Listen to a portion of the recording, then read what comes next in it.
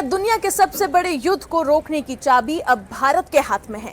क्या middle east की जंग अब भारत के एक फोन कॉल पर टिक गई है? और क्या वजह है कि आखिरकार अचानक एकदम से अमेरिका के राष्ट्रपति ट्रंप को याद आए भारत के प्रधानमंत्री नरेंद्र मोदी और उनसे एकदम फोन पर बातचीत हुई है? और आखिर होर्मुज़ को लेकर क्या कुछ बड़ी बातचीत इस फोन कॉल में हुई है? आइए जानते हैं कि मिडिल ईस्ट की जंग के बीच में एक बड़ा टर्निंग पॉइंट जो सामने आया है, जिसने इस वक्त पूरी दुनिया का ध्यान भारत की तरफ मोड़ दिया है। दरअसल अमेरिका के राष्ट्रपति ट्रंप ने सीधे भारत के प्रधानमंत्री नरेंद्र मोदी से इस वक्त फोन पर बातचीत की है और इस बात की पुष्टि खुद भारत में अमेरिका के राजदूत सर्जियो गौर ने की है। राजदूत ने यह भी बताया कि ये बातचीत मिडिल ईस्ट संकट को लेकर हुई है और खास फोकस था स्ट्रेट ऑफ हॉर्मुज़ को लेकर।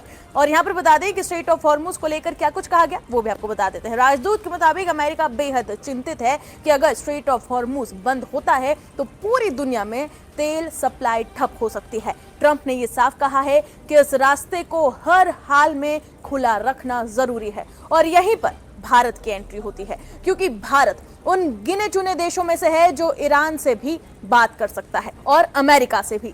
वहीं सूत्रों के मुताबिक ट्रंप ने पीएम मोदी से यह साफ कहा है कि भारत इस संकट में स्टेबलाइजिंग फोर्स बन सकता है।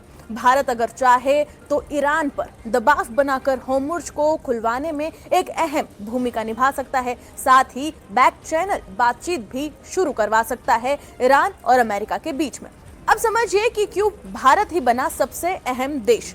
तो इसके पीछे तीन बड़ी वजह है। पहला, भारत के रिश्ते ईरान और अमेरिका से दोनों से ही अच्छे हैं। दूसरा, भारत की न्यूट्रल और बैलेंस्ड पॉलिसी। और तीसरा, ग्लोबल साउथ में भारत की मजबूत पकड़। और यही कारण है कि आज दुनिया की सबसे बड़ी ताकत भी भारत की तरफ देख रही है। अब जानिए कि क्यों आया ट्रंप का फोन पीएम मोदी को।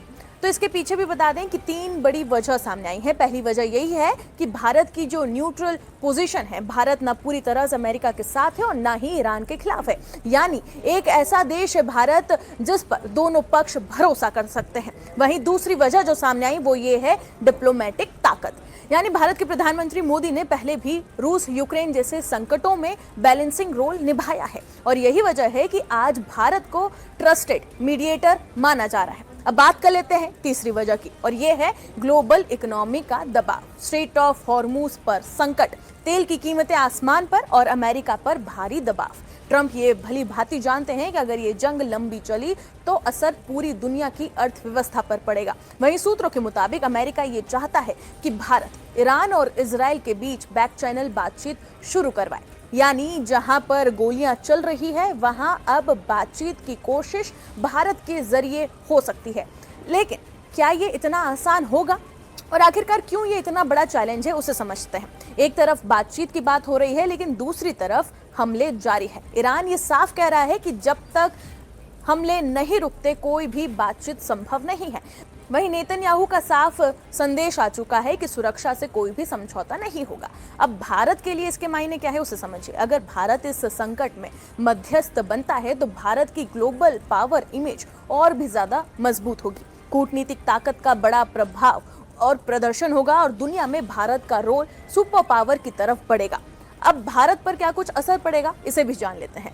भारत अपनी तेल जरूरतों का बड़ा हिस्सा इसी रूट से यानी कि स्ट्रेट ऑफ हॉर्मुज़ से लाता है और अगर स्ट्रेट ऑफ हॉर्मुज़ बंद हुआ तो पेट्रोल डीजल महंगा होगा, महंगाई तेज हो जाएगी और इकोनॉमी पर इसका सीधा सीधा असर होगा। यानी भारत सिर्फ मध्यस्थ ही नहीं बल्कि इस संकट का एक बड़ा स्टेक होल्डर भी है। तो अब सवाल ये है कि क्या नरेंद्र मोदी, भारत के प्रधानमंत्री, इस जंग को रोकने में एक अहम भूमिका निभाएंगे? क्या ट्रंप का ये फोन कॉल एक बड़े डिप्लोमेटिक गेम की शुरुआत है? एक बात तो इस पूरी सिचुएशन में ये साफ है कि अब मिडिल ईस्ट की जंग सिर्फ मिसाइलों से नहीं बल्कि फोन कॉल और कूटनीति से भी तय होगी।